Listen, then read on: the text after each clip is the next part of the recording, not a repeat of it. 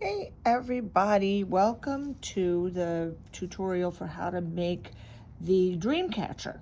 And this is the dreamcatcher that I made. I haven't quite finished it yet because I probably don't need all of these extra pieces, but this is what it looks like with little paper feathers on the bottom. And what you're gonna have in your packet is, you're gonna have your metal hoop, you're gonna have an assortment of beads. I just picked out these colors for this, but I'll give you an assortment of colors and you can choose your own. You'll have a piece of the hemp twine. You'll have a ball of this white yarn. I would suggest if you've got a piece of cardboard to make a little spool like this, and then you can put a little slit in the top to hold the ends of the yarn.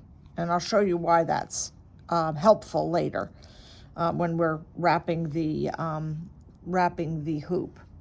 You'll have a strip of paper to make your feathers with. You will have a string of embroidery floss. I've already cut mine. And I think that's it. What you'll need is a ruler, a pair of scissors, and glue stick. Okay, so we're gonna start by wrapping the hoop. And what you're gonna do is you're just gonna start, you want to take a little bit of extra and leave it on the end because you're gonna need something to hang your dream catcher with when you're done. And then you just start wrapping the hoop with the yarn. And what you can do is you can do it pretty loosely to start with, but ultimately you really do want it to be nice and tight, and you want to make sure you can cover all the metal. And so what you can do is you can just push it together, and it's kind of puffy. And all you need to do is kind of twist it in the direction that you were wrapping it. So I was wrapping it like from the outside in, and twist it that way, and basically push it together, and just keep going until you've wrapped the whole hoop. You can sort of let go of this end once you get going. You see how it gets sort of loose, but you can fix that when you get to the end. So don't worry about it too much. And then what you'll do is you'll tie the two ends together, and you can make yourself a nice loop for hanging it. And I'll show you how you tie the two ends together. I'm gonna put this aside because I have one that I already did. You don't need to watch me do the whole thing. So I just attached it with a paper clip right there. So you see how I'm gonna push this down because I don't want any of the metal to show, right? So now I have a little space again, and you can just finesse this as you get going. So I'm gonna take my yarn and wrap it a few more times because I just really want to make sure I've covered everything. Now, the reason you need to make sure everything's covered is when you do wrap the hemp around it, it needs something to grab hold of. If you just used the hemp, that's this string, on the metal itself, it just is going to slip slide all over the place, and you won't be able to keep the little star pattern. It'll just slide right off, and it'll be very frustrating. So now what I'm going to do is take my ends, and I'm just going to knot them together. Sorry, it's catching on my fingers. So you might need help. You might need somebody to hold the ends for you, or you can just pop them in your mouth and hold one end tight. I'm going to try not to do that here. There we go.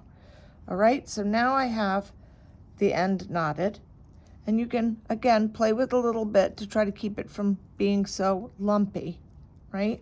So there we go. Now it's nice and smooth. All right, so now we have our ring wrapped. So the next thing you want to do is you want to take the beads that you've chosen and string them onto the hemp. And they should go on pretty easily. If they don't, then just cut a little bit off of the hemp and get a nice, so that if the ends are frayed, sometimes that makes it difficult to string on the beads. So you just cut a little bit off, and you can see that's starting to do it for me now, but there we go. Okay. Now, you want to start, and I started up at the top where this was. And that way, when I'm done with making my pattern on my loop, I can just use this knot up here and not have another knot going on. I can just have all the knots in one place. So what you want to do is you want to take one of your beads at a time. You're going to leave the other ones on the other side, and you're just going to, actually I want to leave a little bit more at this end because I have to knot it. And then you're going to wrap it around the loop like this. Try to keep it as tight as you can. Okay? Then you're going to decide where it's going to go. You're going to have to use all your fingers to do this. So, and this is fiddly, very fiddly, but here. So I'm going to try to pull this tight again. I'll bring it over here with the red bead. Let's move that down. Okay, excuse me. I want to do a loop like this every time. That'll just help. And I'm not going to do the loop on this end. I'm just going to hold on to it right now and you'll see why, because we need to try to keep it as tight as possible. So I've got my finger in the way. Let's get this here. All right, now we're going to loop this one around. It doesn't matter where the bead is. Remember, the bead will move. So I'm going to get that orange bead down a little bit. I want to get the beads on the first 3 of these passes, just because it makes life a lot easier if you get the beads out of the way before you're finished with everything. Okay, so there. I'm going to loop this around one more time. Just you can fiddle this around before it gets super tight. Oh, actually you can't, sorry. No, there we go.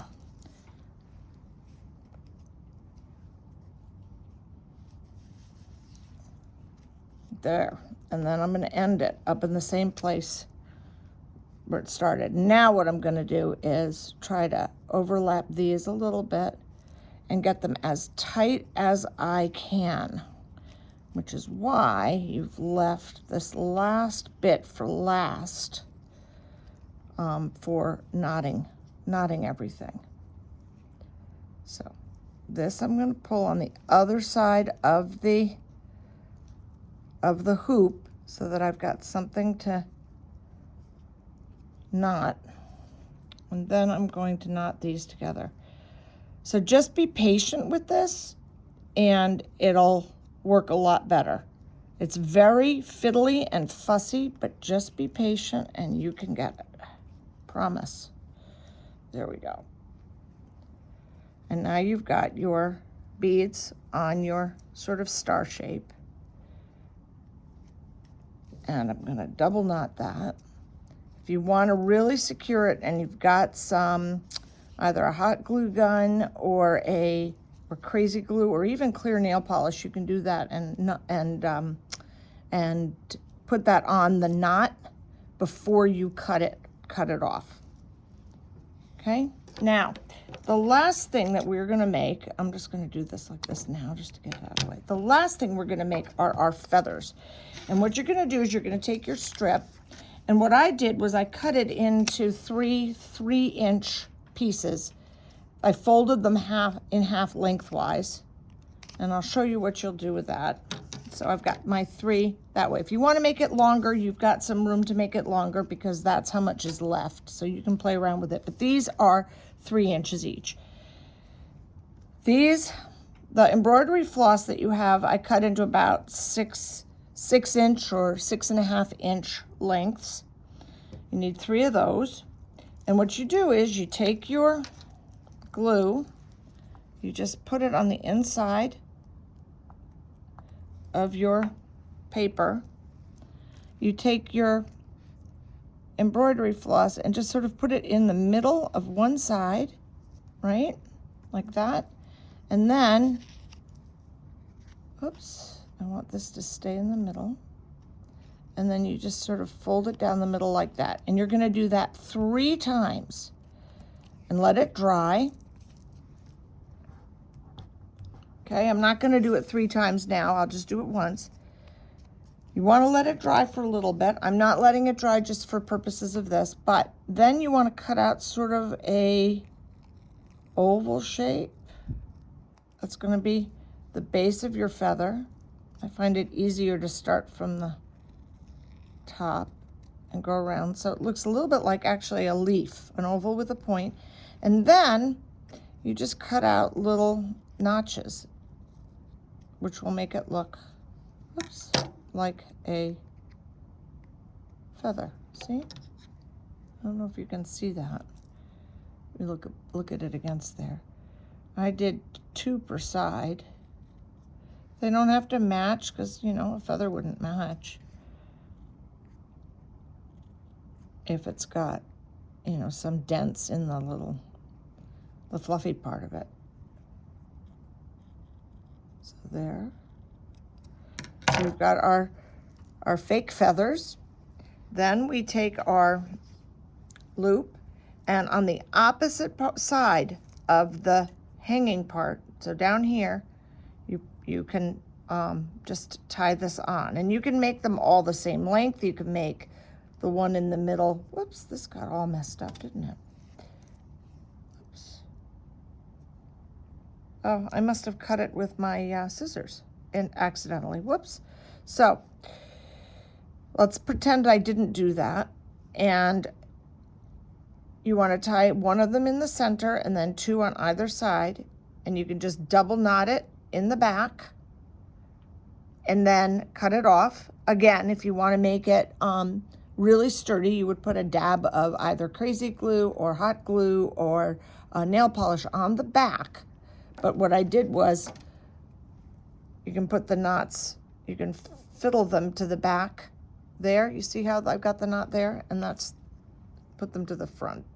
You know, that way you don't see them on the front. And I did this with the one in the middle a little shorter. Actually, none of these aren't even. So you want to try to make them as even as you can. But now you have your dream catcher, and you can hang it up to catch bad dreams so you don't have them. At least that's what they're supposed to be for. So enjoy and have fun.